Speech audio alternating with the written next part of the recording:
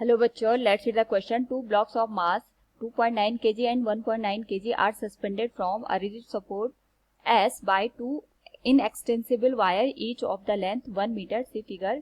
The upper wire has negligible mass and the lower wire has uniform mass of 0.2 kg per meter.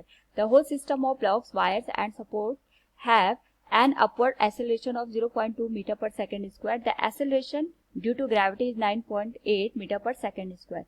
The tension at the midpoint of the lower wire is, here we have given a diagram with 4 options. Now to answer this question, first we will discuss here the key concept, and here the key concept is given as free body diagram, जिसमें हम किसी भी object को point size मान के उस पे लगने वाले फोर्सेस को यहाँ पे एरो के थ्रू इंडिकेट करते हैं. इस डायरेक्शन को हम पॉजिटिव मानेंगे, इस डायरेक्शन को हम नेगेटिव मानेंगे, अपवर्ड डायरेक्शन को हम पॉजिटिव लेंगे और डाउनवर्ड डायरेक्शन को नेगेटिव लेंगे. जितने भी फोर्सेस हम यहाँ पे देखते हैं उनका हम वेक्टर सम लेके नेट फोर्स की वैल्यू कैलकुलेट कर सकते हैं. इसी को हम फ्री बॉडी डायग्राम को से यहाँ पे रिप्रेजेंट करते हैं. तो क्वेश्चन में हमें यहाँ पे जो टेंशन की वैल्यू निकालनी है वो लोअर वायर में निकालनी है और इसके मिड पॉइंट पे निकालनी है.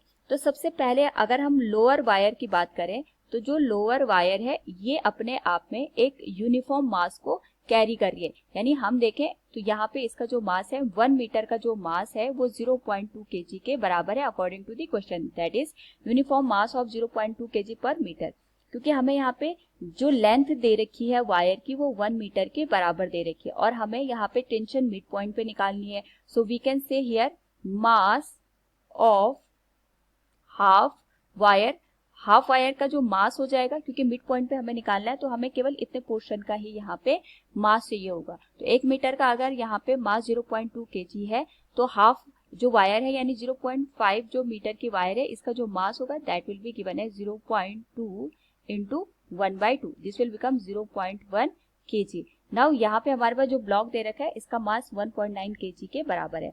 अब हम इस पूरे को एक सिस्टम मान के चलते हैं कि हमारे पास पूरा एक सिस्टम आ गया. यानी अगर मैं इसको इस तरीके से इंडिकेट करूं, ये तो आ गया हमारे पास 1.9 kg का ब्लॉक और साथ में हम इसमें ऐड कर देंगे जो हमने यहाँ पे 0.1 kg का जो हमारे पास ब्लॉक है उसके साथ जो वायर कनेक्ट है उसका मास भी ऐड कर दिया. अब इस पे लगने वाले फोर्सेस को अगर हम देखेंगे तो डाउनवर्ड डायरेक्शन में हमारे पास इसका जो वेट है वो एक्ट करेगा और अपवर्ड डायरेक्शन में इसका जो यहाँ पे टेंशन फोर्स है वो एक्ट करेगा टी.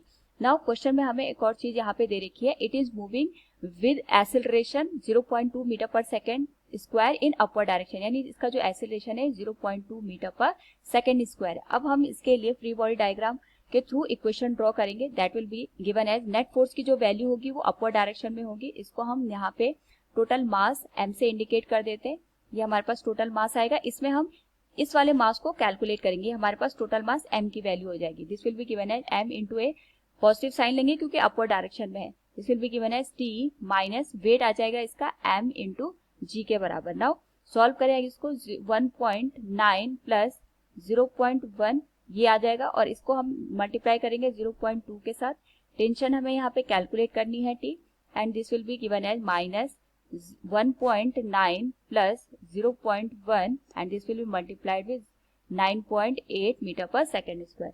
नाउ सॉल्व करें अगर हम इसको तो ये हमारे पास टोटल 2 kg बन जाएगा. 1.9 plus 0.1 this will become 2 and this will B multiplied with 0.2 तो ये आ जाएगा हमारे पास 2 इंटू 0.2 0.4 के बराबर and this will be given as t minus ये आ जाएगा हमारे पास 1.9 इंटू 0.1 2 के बराबर. एंड अगर हम यहाँ पे इसको मल्टीप्लाई करके लिखें तो हमारे पास वैल्यू बनेगी 9.8 2 के बराबर. सॉल्व करें अगर इसको 0.4 इक्वल्स t माइनस 19.6 और t की जो वैल्यू आएगी 19.6 को हम 0.4 के साथ ऐड करेंगे तो 20 न्यूटन.